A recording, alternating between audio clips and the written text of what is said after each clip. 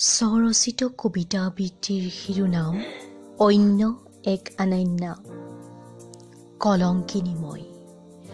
আজিৰ এই মডাৰ্ণ সমাজখনে, য'ত আজি বিবাহিত মহিলাই বিয়াৰ পিছত এইখন সমাজতে অন্য পুৰুষৰ সৈতে সম্পৰ্ক গঢ়ি তুলিবৰ পৰা স্বীকৃতি পালে, এইখন সমাজতে লাও সদায় পাতৰ তলত বাক্য শাৰী বাক্য হৈ ৰ'ল।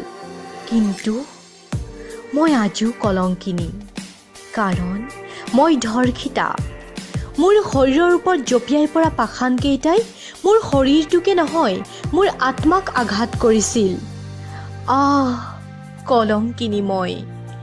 যেতিয়া মোৰ শৰীৰটোৰ ওপৰত পাষাণকেইটাই অত্যাচাৰ চলাইছিল, তেতিয়া অকল মই ধৰ্ষিতা হোৱা নাছিলোঁ। মোৰ দৃষ্টিত সঁচা অৰ্থত ধৰ্ষিত হৈছিল মোৰ ওপৰত চলা এই পাশৱিক কাণ্ডৰ সাক্ষী হৈ স্বচক্ষুৰে প্ৰত্যক্ষ কৰা সেই ব্যক্তিসকল। মই কলংকিনী। মোৰ সপোন আছিল মুক্ত মনেৰে, মুক্ত চিন্তাৰে সংস্কাৰমুখী মন লৈ নিজক গঢ়াৰ। সপোন আছিল মোৰ প্ৰিয়জনৰ সৈতে দীঘলী পুখুৰীৰ পাৰত খোজ কঢ়াৰ।